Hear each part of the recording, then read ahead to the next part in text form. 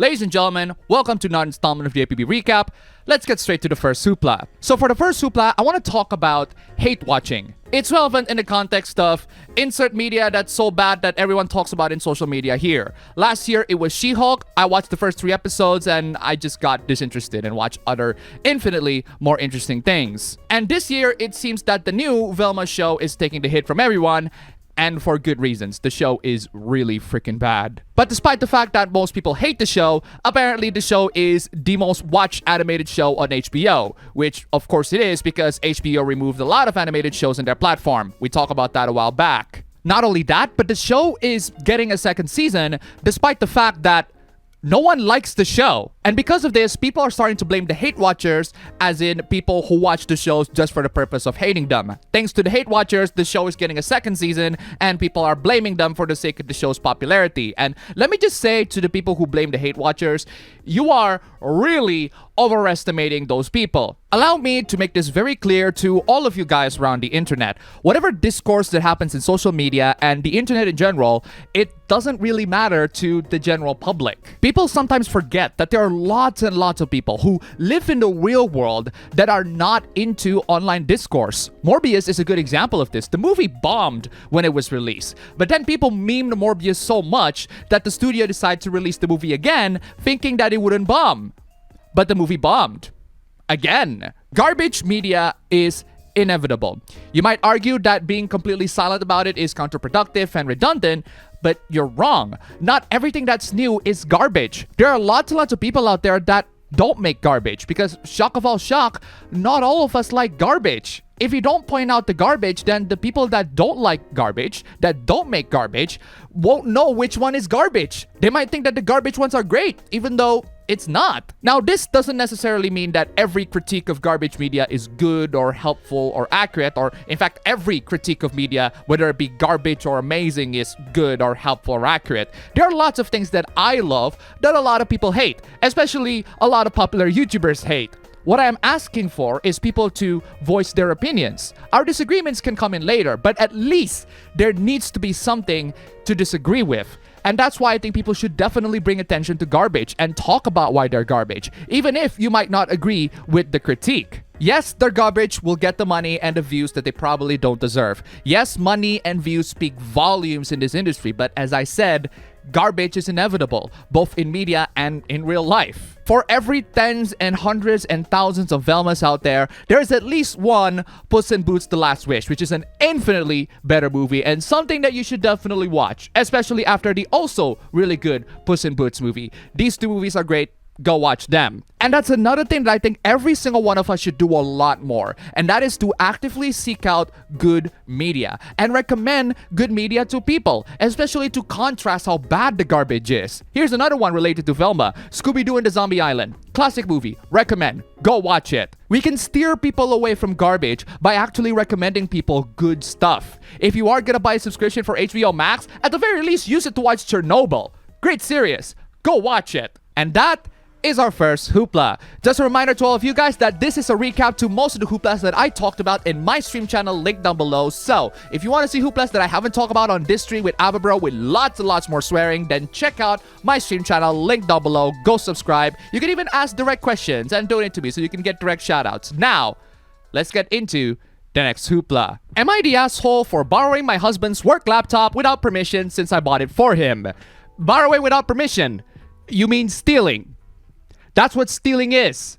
You absolute buffoon. Yesterday, I had issues logging on Facebook account on my computer and went to borrow my husband's laptop to see if I could log in from there. The laptop was in his bag and he left for work shortly after. First off, why does it have to be on your PC when you can access Facebook on your phone? Second, why can't you just ask your husband for permission? I mean, for God's sake, all of my siblings' phones used to be mine. Even I would ask for their permission because it's their phone. Their phones contain a lot of personal stuff that are not my business, and they need their phones to communicate. What's wrong with asking permission? Third, why do you need Facebook in current year? Later, I got an angry call from him asking where his laptop was. Really? You got an angry call? I wonder why. Come on, what could possibly go wrong? I said I borrowed it to check on my Facebook, but he ranted about how I caused him grief at work by taking it without even asking. Yes! Yes! What did you think is gonna happen, you dumb broad? You are so dumb. You are really dumb. For real. I reminded him of who bought this laptop to begin with, but he said he was supposed to be a gift from me. Wait. Then it's not his laptop then. It's your laptop.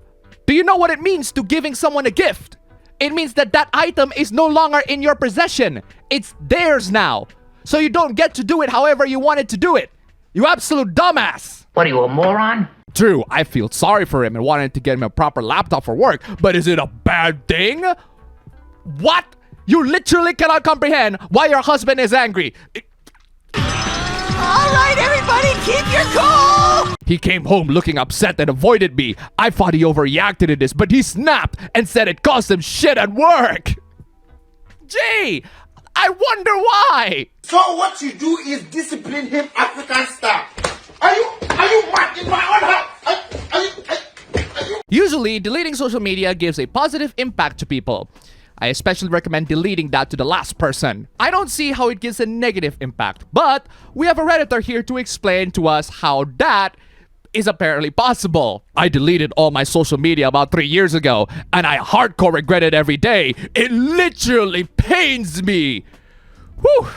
Post is pretty long, so let's just summarize what happened, shall we? It turns out that the OP feels really cool and free for about 6 months at least. But the problem is, there's the pandemic, and the pandemic just makes the OP that used to be terminally online in complete freaking withdrawal. No, really, that's the best way to describe it. The OP is suffering from withdrawals and is about to relapse. The OP's stupid decision is deleting their entire Facebook account, which results in the OP being unable to access old photos that the OP used to post, which is something that the OP used to reminisce. This, ladies and gentlemen, is one of the few justifiable reasons why you do not delete your social media account. If you treat your social media like a freaking photo album, then maybe, just maybe, you should archive it somewhere else?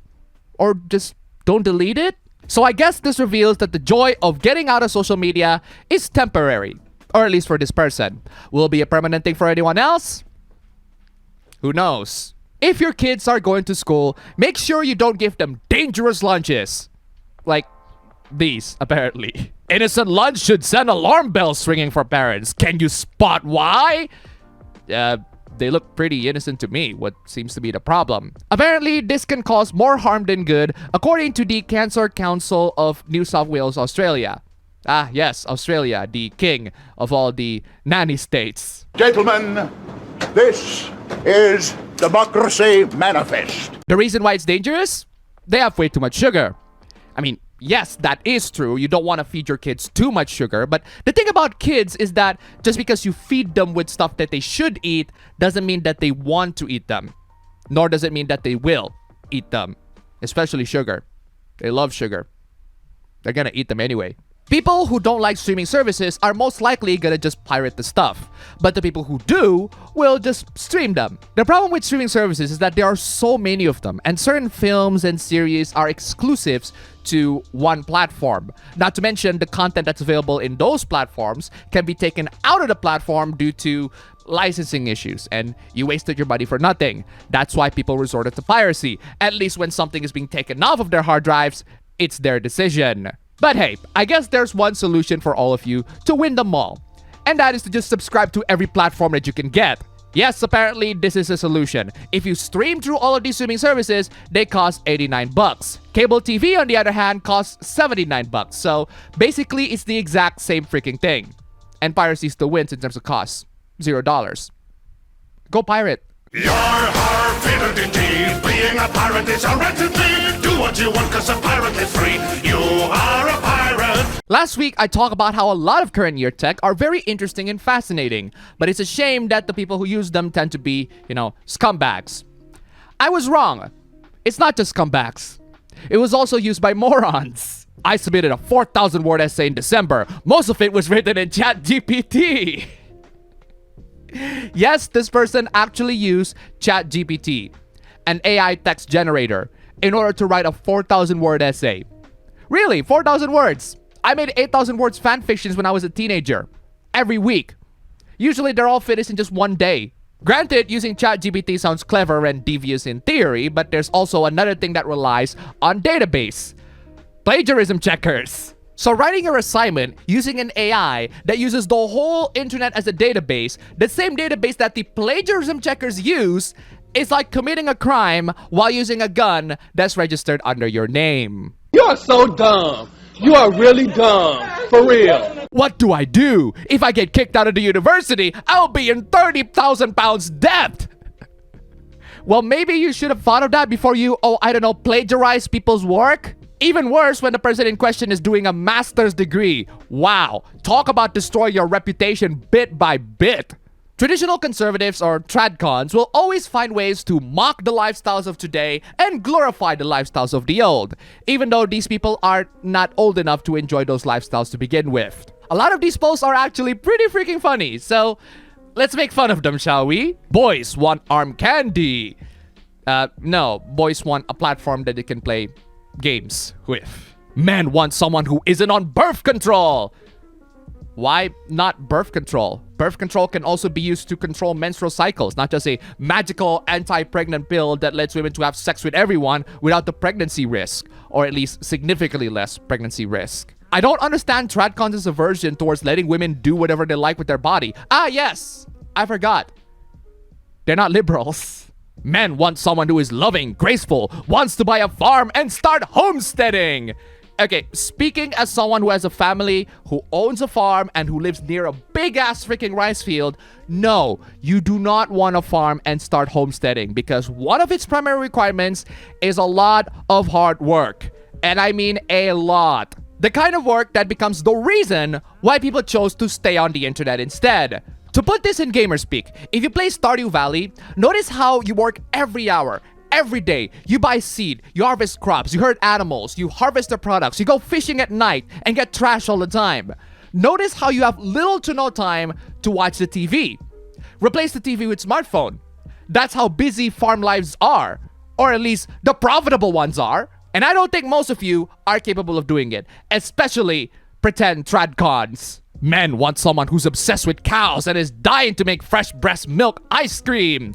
That sounds great if you guys actually, do it. At the very least, visit a barn and learn how to milk cows.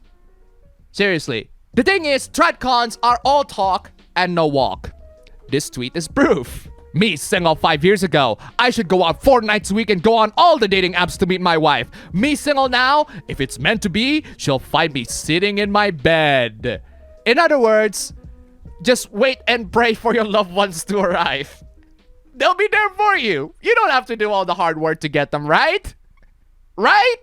Come on, what could possibly go wrong? There's also this one coming from an Elon Musk stan, which is incredibly baffling. Before TikTok, kids are boxing each other. They still do, for various reasons. Some dumber than others. Before Tinder, people went on dates.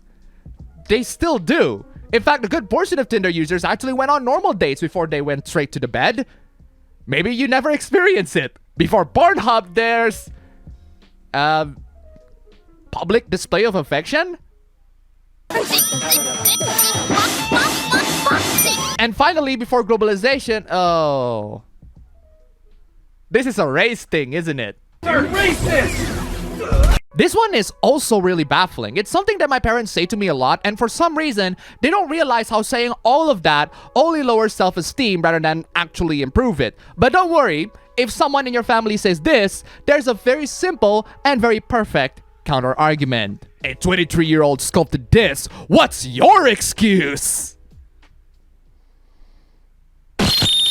Seriously. What is your excuse? Why are you here telling people that they should achieve something in their life when you yourself are not achieving something in your life? Most people are average. Most people are not prodigies. Most people are not super smart. The reason why they can't achieve something great when they're 23 is because we are not those super smart, super prodigies people. You want us to be them?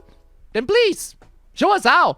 You do it yourself first. And even if you have achieved something in your life better than most people, flexing them is only gonna make you more of a douchebag. Is it inspirational that a 23-year-old achieves something great in their life? Yes, but only if their achievement is self-evident rather than something that they, brag about. And now let's get back into Tradcons' favorite topic, porn. Oh boy, they love talking about porn. They talk about porn like it's an incoming meteor coming to destroy the whole freaking world. Honest question, why keep porn? People who ask that question tend to have never consumed the thing. It's not like porn is an incredibly addictive drug or anything, or at least scientifically it isn't. Depending on who you ask, it can definitely be one. I certainly don't think it is, but hey, Tradcons are gonna hammer this argument to freaking death. So many of society's worst problems are connected to or amplified by porn use and the porn industry, from pedophilia to sexual assault. That's a nice argument, Senator. Why don't you back it up with a source? My source is that I made it the fuck up. Yes, I recognize that the porn industry is connected to all sorts of bad things, that it might as well be connected to the modern day slave trade, and I would have believed it.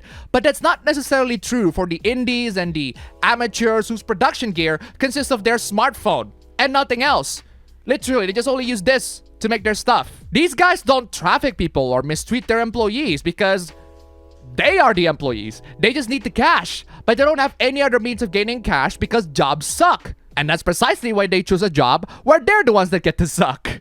Why not just make it illegal? Full stop. Because it doesn't stop the consumption or the production.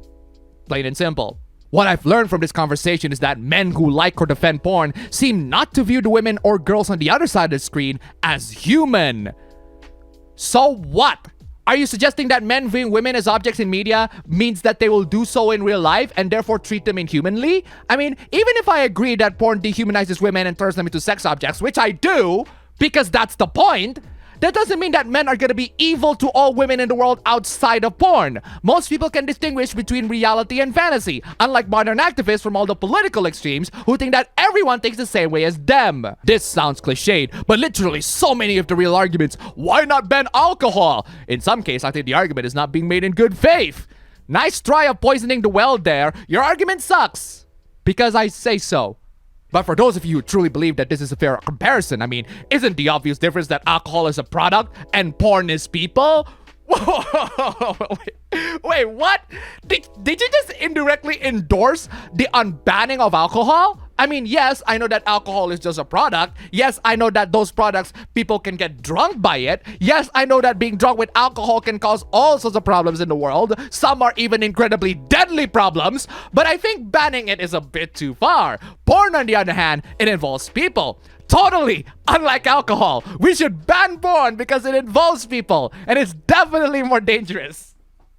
Jeez. For the record, I do not endorse the banning on either, but to simply suggest that alcohol is a product that somehow doesn't involve people is absolutely nuts, especially when alcohol is the one that's scientifically proven to be genuinely addictive and actually causes a lot of problems for a lot of people in this world, whereas porn is only proven to be just as addictive as any other fun activities that are not banned. Just saying, people are more concerned of parents who are alcoholic than parents who just so happen to like porn. I mean, I'd rather have a dad that likes porn, which he absolutely does, than a dad who is, alcoholic, which thankfully he isn't. It's troubling that men who like or consume porn don't think about what's happening to the women or girls on the other side of the screen and how it's impacting her physically, mentally, or emotionally.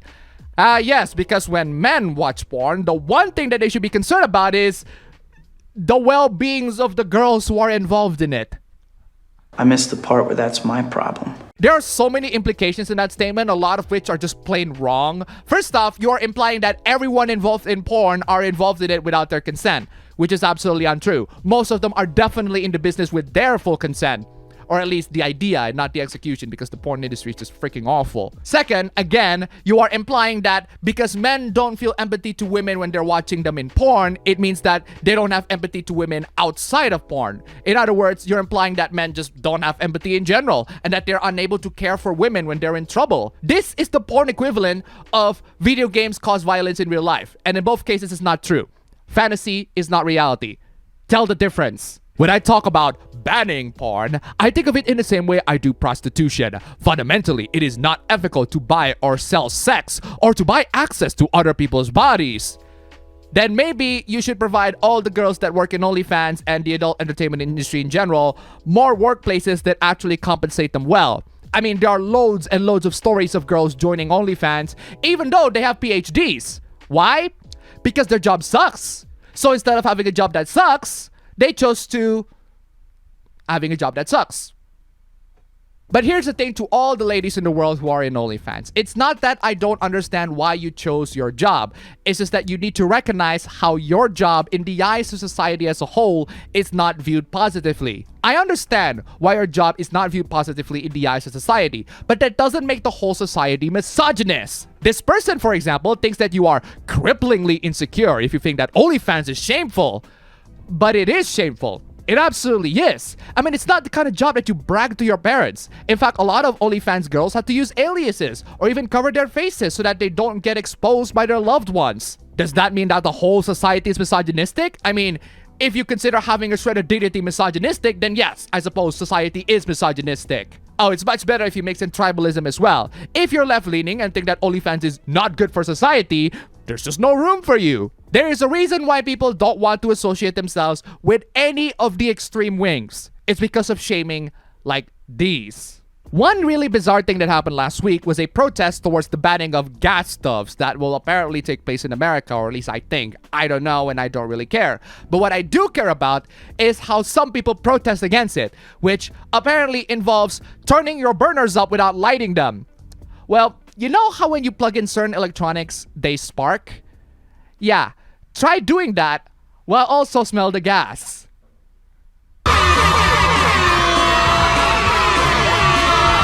Wow, this recap is a lot longer than expected. There are lots of trash last week, and this is one of them. Apparently, gamers hate female protagonists unless they're sexy. I'm sorry, what? Name a single female character you like that isn't either incredibly sexualized or created before 2014. Why do female video game characters need to fulfill those metrics? Why female characters being sexualized a bad thing? Why women having OnlyFans is perfectly okay, but fictional characters being sexy is not? Oh, that's because women having OnlyFans is their decision, but the fictional characters being sexualized is men's decision. So what? They both end with men treating them as objects? You absolute dumbass! Anti-woke gamers be like, actually, we're totally okay with female protagonists, then proceed to only name characters that were created before 2014. Okay, now you're moving the goalposts, aren't you? Seriously, characters like 2B and A2 should have been included here, but apparently since they're sexualized, they're no longer characters now. They're just sex objects, right? It's not like these two characters face adversities that challenge their own beliefs and develop themselves into characters of their own. No, let's ignore all of that because they flash their underwears. And we are supposed to be the misogynist ones, not these people that automatically dismiss female characters just because they flash their naughty bits to people. And that's all for the recap today, guys. This recap wouldn't have been possible without the help of all of you guys. Thank you guys so much for viewing and donating and just subscribing in general. You guys are fantastic. If you want to see your names among these awesome people, then please check out the links down below and donate just $1 anywhere you like. Thank you so much for watching, and I'll see you all next time.